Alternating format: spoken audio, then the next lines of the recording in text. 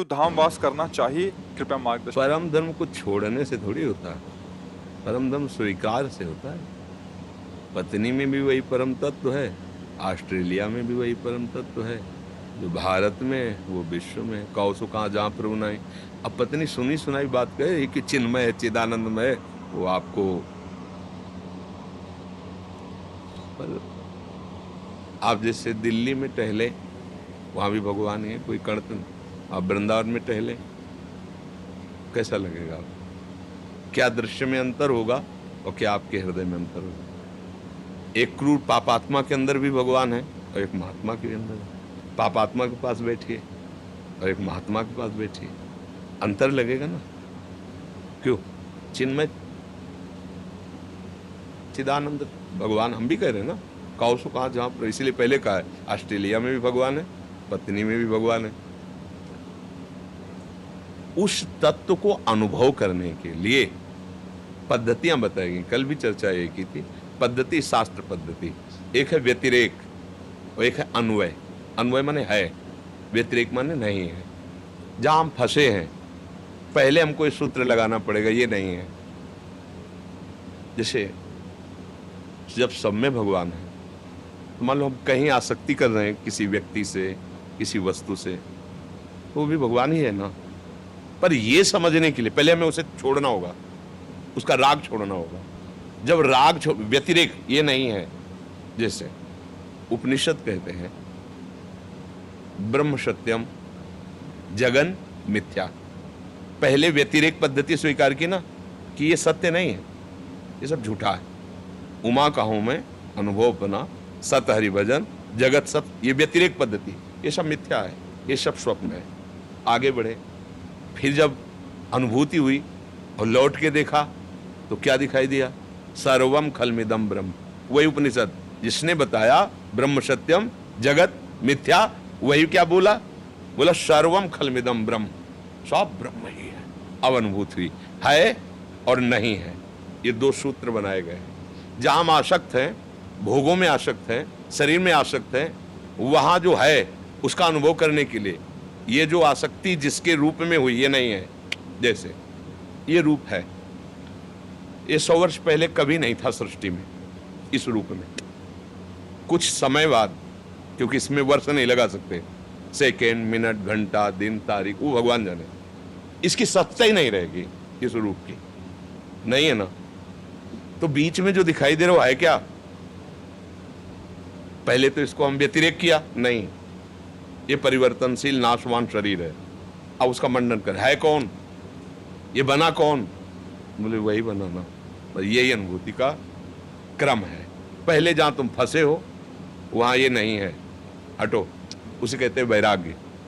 फिर जो तुम्हें अनुभव होगा, फिर जो दृष्टि आएगी वो ब्रह्म दृष्टि, फिर आएगा कि वही है, वही है, वही है। इसके लिए हमको सानिध्य चाहिए, हमारा वातावरण मंगलमय हो, हमारा संग मंगलमय हो, हमारी चाहतें, उनको हम रोक नहीं सकते, चाहतों को रोका नहीं जा सकता। जैसे एक प्रबल धारा बह रही है, अब उसको अगर रोकना है तो सामने से नहीं रोक सकते। क्या करो, साइड से पहले नहर निकालिए, उसकी प्रबल धारा को रोकिए, तो हम अपनी चाहतों को बदलते हैं, मोड़ देते हैं। वृंदावन जाऊं, प्रभु के दर्शन करूं, संत समागम करूं, साधु सेवा करूं, उनको सुख पहुंच, ये चाहत है। उसको भागवतिक मोड़ दिया। जो एक प्रबल धारा चाहत में हमें घसीटे ले जा रही थी, उसको हमने छोटी छोटी बातों में बांटा, और वो सब सत्य है। भगवान का नाम इतने समय तक जपूं, इतना पाठ कर लूं, इतनी बार अमुक जगह दर्शन करने जाऊं, ऐसा करूं, ये चाहते क्या हुई? जो प्रबल भोग वासना की चाहती, वो बांटना शुरू किया। अब वो जो प्रबल धारा थी वो कमजोर हुई, क्योंकि उससे नहरें निकल गई ना। अब सीधे घुमा के बांध लो, अब वो सारा पानी इधर जाएगा, अब सारी चाहत इधर आ जाएगी कि यार कोई सुख नहीं है। एक सुख तो मात्र भगवान में है, उनके भजन में। बहुत बार भोगा है, जिसको हम चाहते हैं कि ये मिल जाए तो मैं से, उसको बहुत बार किसी ने, उस वस्तु, उस व्यक्ति, उस स्थान, मतलब ये है क्या, मतलब नहीं है, बांध लग गया। अब वो जितेंद्रिय होकर भगवान के मार्ग में चला। हम सीधे नहीं रोक सकते, चाहते हैं ऐसे करके, फिर हमें भगवत तत्व का बोध, ज्ञान, प्रेम, आनंद सब, फिर लौट के आ जाओ। देखो, एक बार नहीं नहीं नहीं, और जब है में आ गए तो फिर उन्हीं के बीच में कोई फर्क नहीं पड़ता। भागे थे समाज छोड़कर, घर छोड़कर, आए लौट के कहा? घर ही में आ गए, समाजे में आ गए, जाओगे कहा? घर में कितने लोग होते? 2 4 5 10 लोग। भागे थे, भागे, चलो एकांत सेवन, उसके परिणाम हजारों लोगों के बीच में आए ना। क्यों?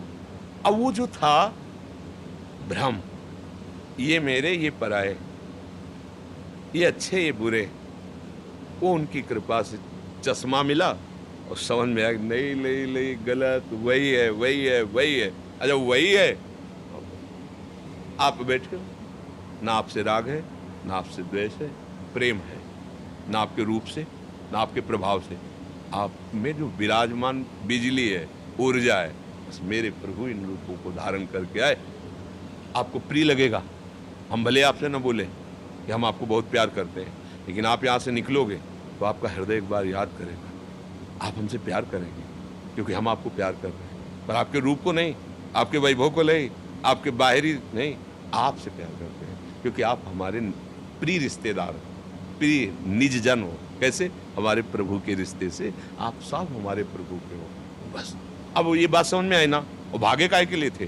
किसी से कोई मतलब नहीं रखना, ये सब बंधन कारक है। और जब समझ आई तो उसी बंधन में बड़े भयानक रूप में आ गए। सब मेरे प्यारे, अब कोई बंधन नहीं। ऐसा नहीं कि आप सब जाओगे और हम जब ध्यान में बैठे या भजन में बैठे तो आपकी मूर्ति आएगी, नहीं, ये नहीं होगा। आपकी ऐसे याद नहीं आएगी ऐसे रूपों। अगर आती है तो आपका भजन होगा, आपका गाढ़ चिंतन होगा। वो आके नहीं नहीं आएगी, ऐसे नहीं। क्योंकि वो एक जैसे शीशा के महल में खड़े हो जाओ ना, तो आपको लाखों करोड़ों रूप दिखाई देंगे अपने, लेकिन आप लाखों करोड़ों नहीं है, आप एक है। ऐसे ही ये सब रूप है, वो एक परम तत्व इनमें भास रहा है, इन्हीं में विराजमान। देखो ये सब ज्ञान विज्ञान की बातें हैं, अनुभव होगा। आचरण पवित्र रखो, खान पान अच्छा रखो, दूसरों को सुख देने की भावना बनाओ और नाम जप करो। आनंद में हो जाओगे, निहाल हो जाओगे हर परिस्थिति में। जिसे नहीं कहते मस्ती, अभी मस्ती क्या देखा?